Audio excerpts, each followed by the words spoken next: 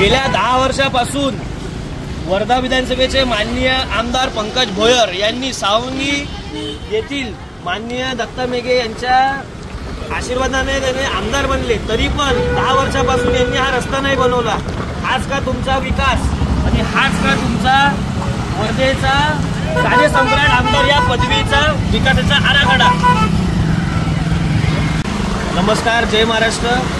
हे वर्धेचे कार्यसम्राट आमदार माननीय आमदार पंकज भोयर यांच्या कृपेने वर्धा विधानसभेत जिथे सावंगी सर्वात वर्धेतला वाहता रस्ता आहे, हॉस्पिटलचा दवाखाना, तिथे बघून घ्या की गुडघ्या एवढी अवस्था या गड्ड्यामध्ये पाणी साचलेलं आहे, तरी रहदारीला किती लोकांना त्रास होत आहे याकडे लक्ष देणार कोण?